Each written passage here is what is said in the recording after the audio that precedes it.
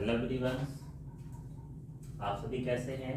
उम्मीद कर रहे हैं कि आप सभी पहले से अच्छे होंगे और लगातार अपने बोर्ड एग्जाम का प्रिपरेशन कर रहे होंगे।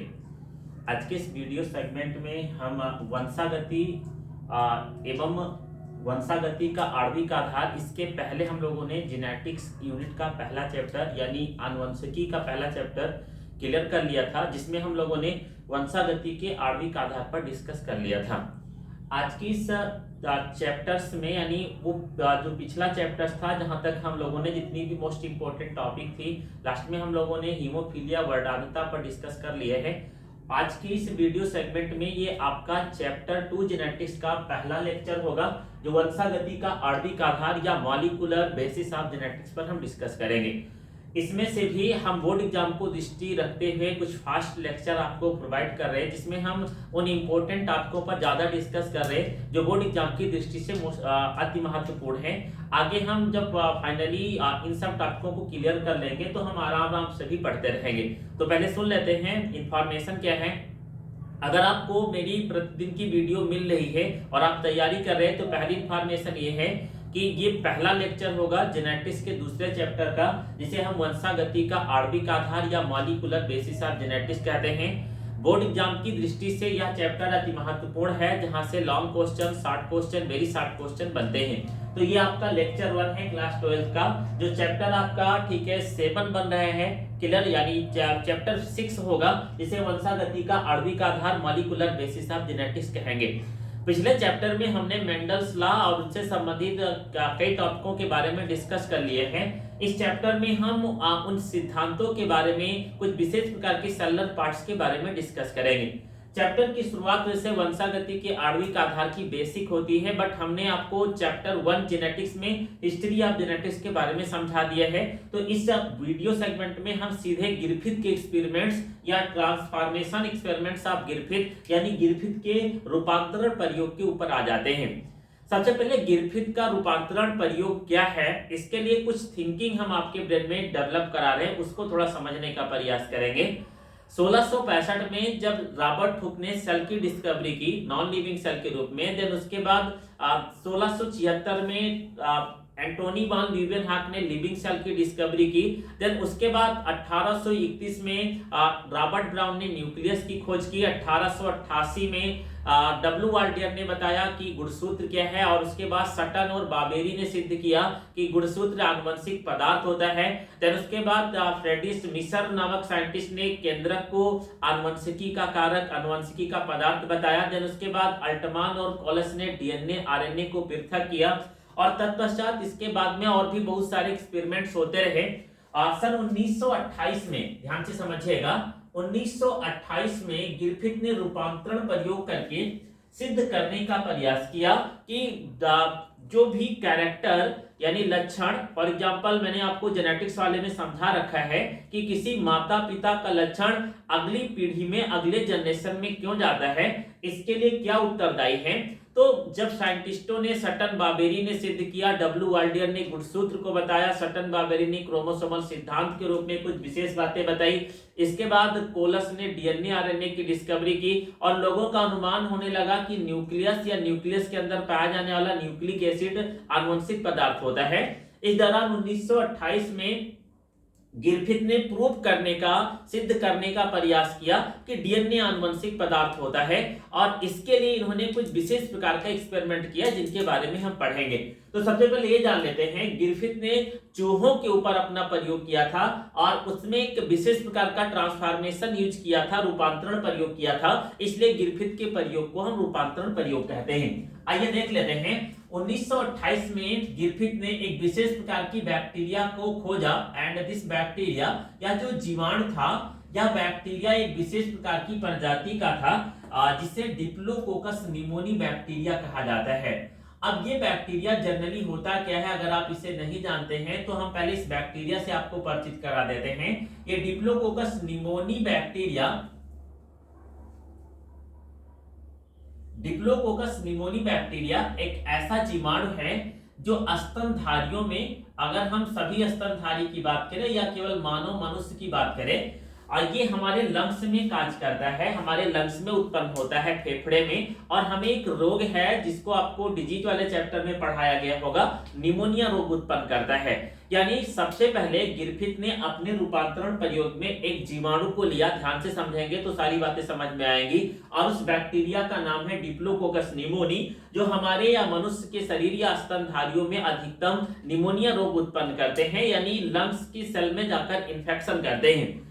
आगे देखेंगे डिप्लोकोकस निमोनी बैक्टीरिया के दो नेचुरल स्ट्रेन को इन्होंने देखा, यानी दो प्राकृतिक, मुख्य रूप से प्राकृतिक रूप से पाए जाने वाले दो स्ट्रेन की डिस्कवरी की। ग्रिफिथ ने यह देखा कि जो ये बैक्टीरिया होते थे, ये बैक्टीरिया दो प्रकार के होते थे।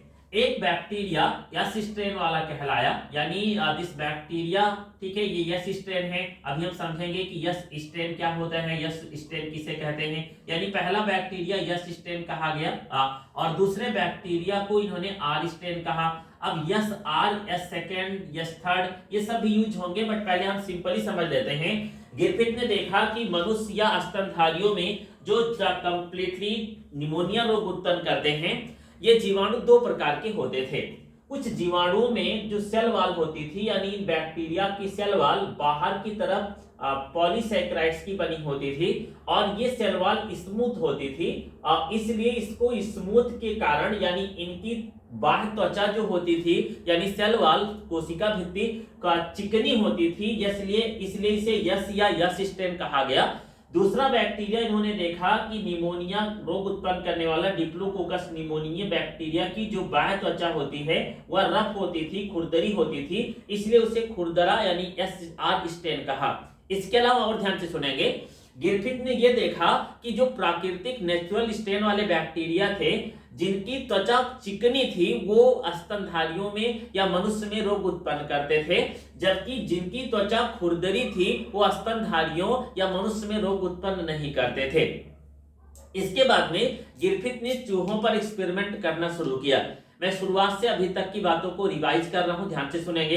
ग्रिफिथ ने 1928 में अपने रूपांतरण प्रयोग के द्वारा सिद्ध करने का प्रयास किया कि डीएनए आनुवंशिक पदार्थ होता है। इसके लिए सबसे पहले इन्होंने उस बैक्टीरिया की डिस्कवरी की, खोज की, जिसके बारे में इनको पता था, जिसका नाम डिप्लोकोकस निमोनी है। यह जीवाणु मनुष्य में बैक्टीरिया के उत्पन्न होने, यानी मनुष्य में लंग्स के अंदर इंफेक्शन काज करने से मनुष्य के शरीर में मुख्य रूप से निमोनिया रोग उत्पन्न करते हैं, या अधिकतम स्तनधारियों में निमोनिया रोग उत्पन्न करते हैं। जब इस बैक्टीरिया की इन्होंने स्टडी की तो देखा ये दो प्रकार के जीवाणु होते थे। एक बैक्टीरिया की सेल वॉल चिकनी होती थी, जिसको यस स्ट्रेन कहा, और यही बैक्टीरिया नेचर में केवल लंग्स के अंदर इंफेक्शन काज करते थे। और दूसरे बैक्टीरिया का, ठीक है, सेल वॉल यानी कोशिका भित्ति खुरदरी होती थी। ये इन्वायरमेंट वाले बैक्टीरिया लंग्स में इंफेक्शन नहीं करते थे, और किसी भी मनुष्य या स्तनधारियों में निमोनिया रोग उत्पन्न नहीं होता था। अब सिंपली कुछ नहीं, एक परख नली में एस स्ट्रेन के बैक्टीरिया को इंजेक्शन में भरा ग्रिफिथ ने, और देन उसके बाद उस इंजेक्शन में भरे हुए बैक्टीरिया को चूहे में इंजेक्ट कराया। जनरली हमने डायग्राम से समझाने का प्रयास किया है। यह स्ट्रेन बैक्टीरिया के इस सेल वॉल के पूरे मिक्सचर को इंजेक्शन में भरने के बाद चूहे में इंजेक्ट कराया, तो माइस बिकम डाइड, चूहा मर जाता है। क्यों मर जाता है, इसको भी ध्यान से सुनेंगे, क्योंकि एस स्ट्रेन के जीवाणु इंफेक्शन करते थे लंग्स में, और लंग्स जो होता था माइस का ये बहुत छोटा होता था, तो इंफेक्टेड होने के कारण चूहा मर जाता है। देन इसके बाद आर स्ट्रेन बैक्टीरिया को, यानी इन जीवाणुओं को इंजेक्शन में भरने के बाद चूहे के अंदर इंजेक्ट कराया, तो चूहे जिंदा रहते हैं। क्यों जिंदा रहते हैं, क्योंकि बैक्टीरिया चूहे में इंफेक्शन नहीं करते हैं, और इसलिए चूहों का लंग्स बिल्कुल कंप्लीटली सामान्य होता है और चूहा जिंदे रहते हैं। तो ये दो स्ट्रेन जो बनाए गए ये नेचुरल स्ट्रेन हैं, यानी इनमें ग्रिफिथ ने सीधे सीधे प्रयोग किया। देन इसके बाद ग्रिफिथ के ब्रेन में और कुछ बातें आई, उसके अकॉर्डिंग इन्होंने दो आर्टिफिशियल यानी कृत्रिम स्ट्रेन का फॉर्मेशन किया। इस बात को आप ध्यान से सुनेंगे। कृत्रिम स्ट्रेन क्या होते हैं, आर्टिफिशियल स्ट्रेन मतलब ऐसे स्ट्रेन जिनका फॉर्मेशन ग्रिफिथ स्वयं करेंगे।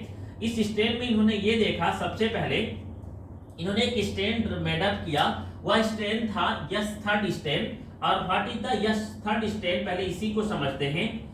इन्होंने किया क्या कि जो ये एस स्ट्रेन के जीवाणु थे चिकनी त्वचा वाले, इनको परख नली में डाला, और अपने प्रयोगशाला में कुछ डिग्री सेल्सियस तापमान तक गर्म किया। देन कुछ डिग्री सेल्सियस तापमान तक गर्म करने के दौरान ये बैक्टीरिया स्टेनेड हो गए, यानी हीट किल्ड हो जाते हैं। हीट किल्ड का मतलब ये होता है कि ये परख नली हो, इसमें हम बैक्टीरिया को डाले, तो हम बर्नर की सहायता से अगर कुछ डिग्री सेल्सियस तक इसको गर्म करते हैं तो जीवाणु कंप्लीटली डिस्ट्रॉय हो जाते हैं, बट उनकी सेल वॉल बनी रहती है, यानी वो कंप्लीटली नष्ट हो जाते हैं। फिर जब यह थर्ड स्टेन यानी स्टेन से हीट किल्ड बैक्टीरिया को फिर इंजेक्शन के अंदर प्रवेश कराया और चूहे के अंदर इंजेक्ट कराया तो चूहे जिंदा रहते हैं। यानी यह थर्ड स्टेन एक ऐसे बैक्टीरिया थे जिनको हीट किल्ड किया गया था। अब यहाँ पर एक क्वेश्चन अराइव होता है कि जब यस थर्ड स्ट्रेन को इंटर कराया तो चूहे जिंदा क्यों थे? इसलिए जिंदा रहते थे क्योंकि जब बैक्टीरिया पहले ही मर चुके हैं तो चूहों के अंदर वो इंफेक्शन नहीं काज कर पाते थे और चूहों का लंग्स बिल्कुल डेवलप बना रहता था, इसलिए चूहे जिंदा रहते थे। देन इसके बाद इन्होंने एक चौथा स्ट्रेन तैयार किया जिसे आर सेकेंड स्ट्रेन भी कहा गया है, या अदर स्ट्रेन के नाम से भी जानते हैं, या आर स्ट्रेन को भी कहा जा सकता है। आर सेकेंड स्ट्रेन में इन्होंने क्या किया, सबसे पहले आर सेकेंड स्ट्रेन के साथ निर्मित करने के लिए सबसे पहले यहाँ पर हीट किल्ड बैक्टीरिया लिया, यानी जो पहले से हीट किल्ड करके मार दिए गए थे उन जीवाणुओं को लिया, और फिर एक सिंपल आर स्ट्रेन लिया। आर स्ट्रेन ऑलरेडी आपको पता है कि ये स्ट्रेन ऐसा था जो कंप्लीटली रोग उत्पन्न नहीं करता था। अब इस पॉइंट को समझने का प्रयास करेंगे। आर स्ट्रेन यानी खुरदरी त्वचा वाले जीवाणु पहले से ही रोग उत्पन्न नहीं करते थे, तो आपने ये देखा था कि इस दौरान माइस लाइव था, चूहा जिंदा था। फिर इन्होंने जब हीट किल्ड स्ट्रेन यानी यस थर्ड का फॉर्मेशन किया तो भी इन्होंने जब इंजेक्ट कराया था तो चूहा जिंदा था, यानी चूहे नहीं मरते थे। जब इन्होंने एक specially artificially strain R second या कुछ लोगों ने आर थर्ड भी लिखा है, इसका फॉर्मेशन किया, तो इन्होंने क्या किया, जब इन दोनों को आपस में मिक्सअप करके चूहे में इंजेक्ट कराया तो चूहे मर जाते हैं। अब आप यहाँ ध्यान से समझेंगे कॉन्सेप्ट को, निष्कर्ष को। गिरफिथ ने एक बात बताई, यह बात बताई कि जब आर स्ट्रेन से जीवाणु के द्वारा बैक्टीरिया चूहा पहले से नहीं मारता था और यस थर्ड स्ट्रेन से भी चूहा पहले से नहीं मारता था, फिर जब दोनों को मिक्सअप करा के हमने चूहे में इंजेक्ट कराया तो उसके अंदर कोई पदार्थ रह जाता है, वह पदार्थ डीएनए है, वह पदार्थ आनुवंशिक पदार्थ है जो चूहे के शरीर में जाकर चूहे को मार देता है। एक बार दोबारा सुनेंगे, आर स्ट्रेन ऑलरेडी चूहों को इन्फेक्शन नहीं करता था, चूहे जिंदा रहते थे, और यस स्ट्रेन जिसे हीट किल्ड किया गया था वह भी चूहों को नहीं मारता था।